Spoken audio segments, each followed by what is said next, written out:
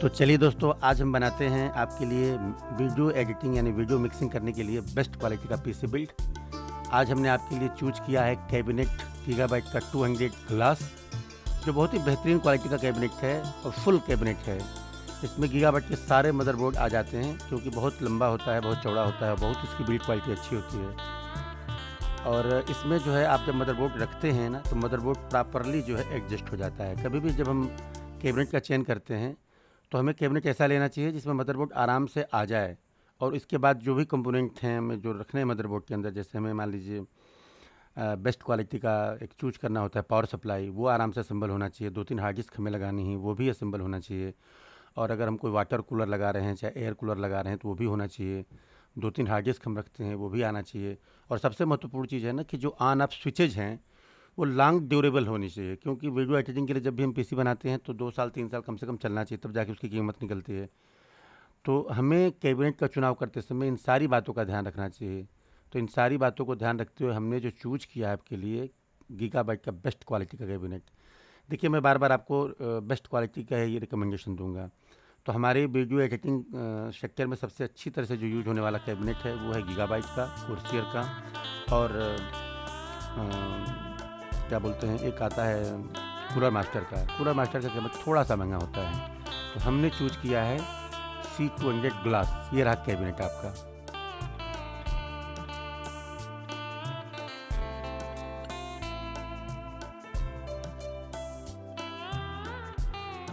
दूसरा कंपोनेंट जो यूज करेंगे वो है मदरबोर्ड। मदरबोर्ड का चयन करते समय भी हमको ये ध्यान रखना है कि मदरबोर्ड ऐसा होना चाहिए जो फ्यूचरिस्टिक हो।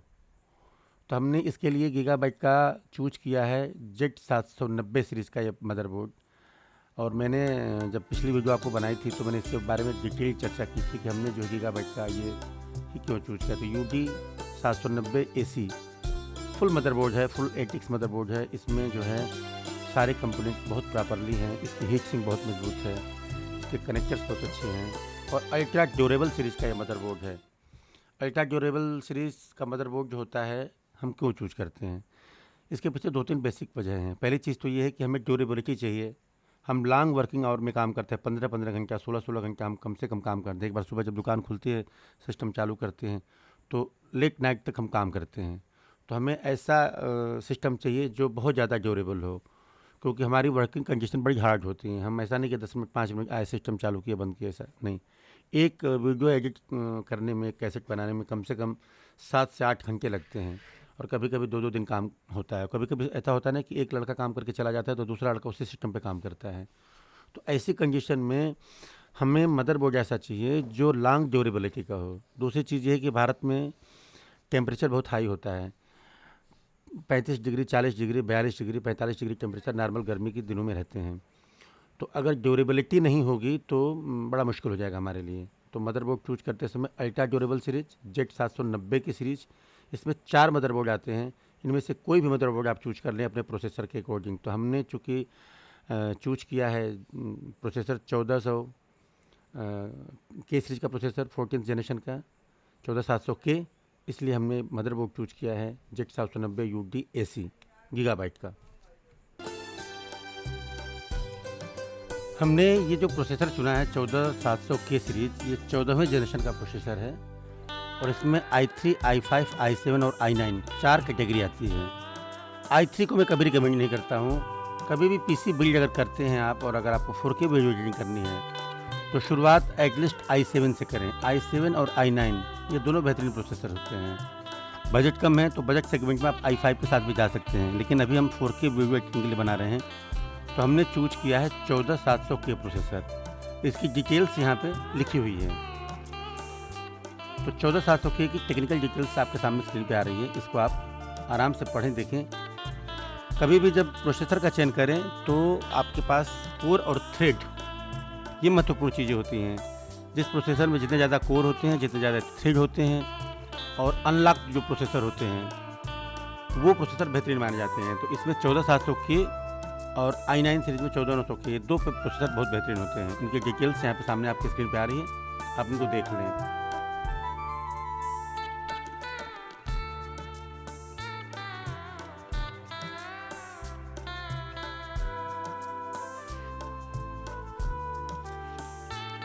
तीसरा कंपोनेंट जो होता है वो होता है रैम। रैम कम से कम 6000 मेगाहर्ट्ज़ का लें आप। कुर्सियर ब्रांड का रैम जो है बेहतरीन होता है। तो रैम के ऊपर हम एक अलग से डेडिकेटेड सीरीज़ बनाएंगे जिसमें रैम के बारे में डिटेल्स में आपको जानकारी मिलेगी, तो वो ज़रूर वीडियो देखें आप।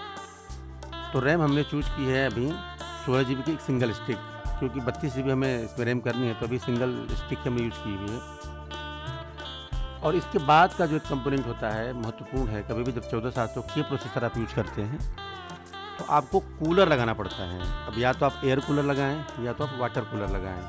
तो हमने यहाँ पे एक एयर कूलर जो है, चूँकि बजट कम है, चूज़ किया है और काम उतना ज़्यादा नहीं है सिस्टम के ऊपर, तो हमने जो है यहाँ पे एयर कूलर यूज़ किया हुआ है जिसमें RGB लाइट्स जलती है जो थोड़ा सा एक लुक देती है। तो हमने कूलिंग के लिए एयर कूलर, आप लिक्विड कूलर के साथ भी जा सकते हैं।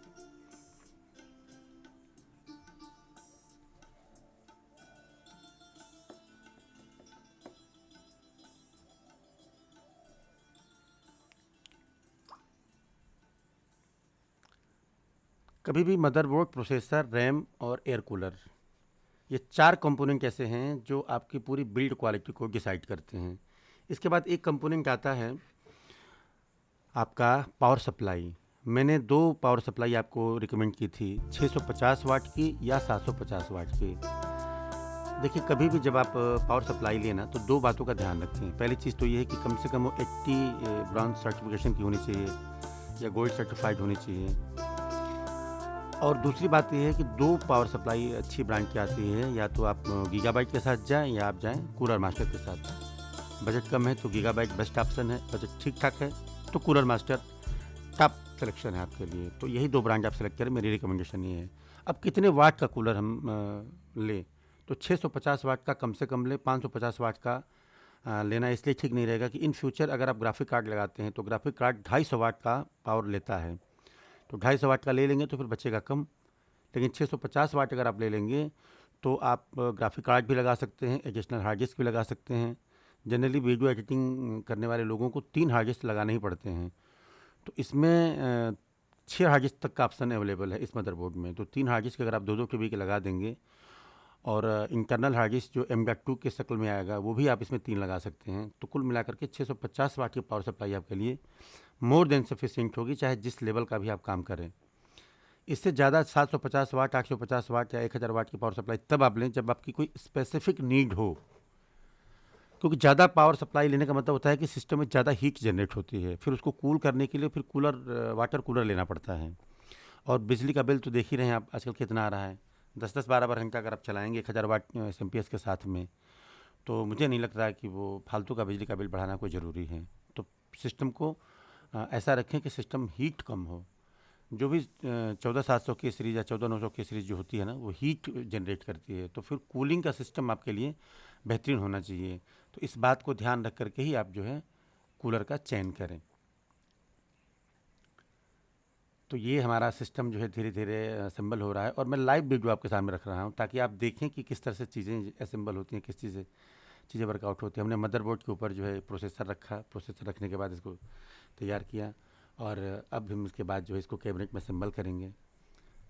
तो देखते रहिए और हमारे साथ जुड़े रहिए। कभी भी अगर आपको वीडियो एडिटिंग के लिए सिस्टम की ज़रूरत हो तो आप मेरे नंबर 7007920430 पे आप संपर्क कर सकते हैं, और ये नंबर मेरे लोगों के नीचे भी लिखा हुआ है। अगर आप ध्यान से देखेंगे तो आपको समझ में आ जाएगा। आप मुझसे भी PC बिल्ड करवा सकते हैं या खुद से भी कर सकते हैं, या कहीं भी जहाँ भी आपके यहाँ मिलता हो, सुविधाएँ हों, तो आप ले सकते हैं।